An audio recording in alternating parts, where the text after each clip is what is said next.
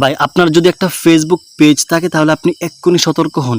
এখানে দেখুন যে 6 ঘন্টা আগে কিন্তু আমার এখানে এই নোটিফিকেশনটা আসছে এবং এখানে দেখাচ্ছে যে এটা ফেসবুক থেকে আসছে। তো এটা কি আসলে ফেসবুক থেকে আসছে নাকি কোনো প্রতারকের কাছ থেকে আসছে সেটাই দেখাবো, ঠিক আছে? তো এই যে নোটিফিকেশনটা আসছে ওইটা আমরা একটা ক্লিক করে দিব। তো এখানে ক্লিক করার পর দেখুন যে এটা কোত্থেকে আসছে এবং কী কী লেখা আছে একটু ভালো করে লক্ষ্য করুন। এখানে প্রথমে লেখা আছে দেখুন যে কী যেন লিখছে, your page is at risk, ঠিক আছে? আর বানানটাও কিন্তু সে ভুল লিখছে, ঠিক আছে? আর এখানে অনেকটাই মানে নোটিশ লিখে দিয়েছে যে 24 ঘন্টার ভিতরে কী হবে না হবে অনেক কিছু লিখছে, ঠিক আছে? আবার এখানে দেখুন যে মেটার কাছে সাপোর্ট করার জন্য বলতেছে, হ্যাঁ অনেক কিছু কিন্তু লিখছে, আপনি এটা লেখাটা পড়ে নিতে পারেন। হ্যাঁ, আর এই নোটিফিকেশনটা কিন্তু আপনার এখানে যে কোনো সময় আসতে পারে।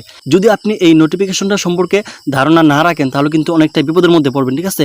তো এখানে যে উপর দিকে দেখুন যে ফেসবুকের যে লোগোটা আছে, হ্যাঁ এখানে আমি যদি একটা ক্লিক করি লোগোটার মধ্যে, তো দেখুন আমাকে কিন্তু একটা ফেসবুক পেজে নিয়ে আসছে। হ্যাঁ, এই পেজের মধ্যে কিন্তু ফেসবুকের যে লোগো আছে সেটা ব্যবহার করা হয়েছে, অর্থাৎ এটা সম্পূর্ণ কিন্তু একটা ফেসবুক পেজ। আমি আপনাদেরকে দেখাই, এখানে দেখুন এই যে পেজ লেখা আছে মিডিয়া নিউজ কী লেখছে আরও, অর্থাৎ এই যে এখানে দেখুন তাদের পোস্টগুলো কিন্তু সবই এই মানে রিপোর্ট অনুযায়ী কিন্তু বা রিপোর্টের সিস্টেম কিন্তু পোস্ট। হ্যাঁ, এটা কিন্তু একটা সম্পূর্ণ একটা ফেসবুক পেজ, ঠিক আছে?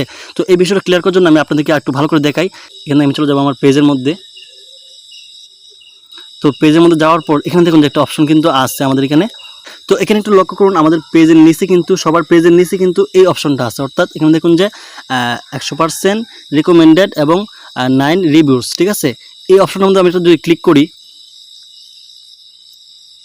এই যে আমার এখানে যে নোটিফিকেশনটা আসছিল, হ্যাঁ এটা কিন্তু এখানে শো করতেছে। হ্যাঁ দেখুন যে মাহমুদ টেকনোলজি, এই যে রিকমেন্ডেডস এবং এই যে তার এই যে যার লেখাগুলো আছে সবগুলো কিন্তু এখানে আছে। সি মোড আছে, সি মোড যদি আমি একটা ক্লিক করি, তারপর দেখুন যে সেম টু সেম নোটিফিকেশনটা কিন্তু আমার এখানে শো করতেছে, অর্থাৎ সে কিন্তু আমাকে কোনো নোটিফিকেশন দেয় নাই বা ফেসবুক থেকেও কিন্তু আমার এখানে কোনো নোটিফিকেশন আসে নাই, অর্থাৎ একটা ফেসবুক পেজ থেকে আমার এখানে রিভিউ করছে। অর্থাৎ আমাদের পেজের মধ্যে কিন্তু রিভিউ করা যায়, যে রিভিউ যে অপশনটা আছে এখানে কিন্তু আপনাকে চাইলে অর্থাৎ আপনার ফেসবুক পেজ সম্পর্কে সে রিভিউ করতে পারে বা আপনার পেজটা কেমন এই সম্পর্কে রিভিউ করতে পারে, অর্থাৎ আপনার ভিডিওগুলো তার কাছে কেমন লাগে বা আপনার পেজ সম্পর্কে সে কিছু একটা মানে লিখলো এখানে, ঠিক আছে? এটাকে রিভিউ বলা হয়।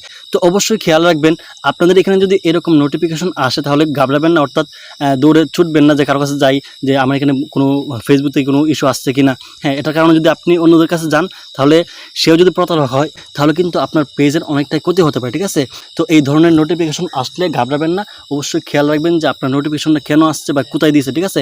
এরকমভাবে কিন্তু অনেক প্রতারক আছে যারা এখানে রিভিউ অপশনের মধ্যে নোটিফিকেশন পাঠায়, তারপর অনেকের কাছে যাই যে আমরা পেজটা কাউকে দেখাই, তারপর দেখানোর সময় কিন্তু আমরা ভুল মানুষকে দেখাই, যে কারণে আমাদের পেজে অনেকটাই ক্ষতি হতে পারে বা আমরা অনেক সময় ক্লিক করি উল্টাপাল্টা ক্লিক করার কারণে কিন্তু অনেকটাই মানে ক্ষতি হওয়ার সম্ভাবনা থাকতে পারে, ঠিক আছে?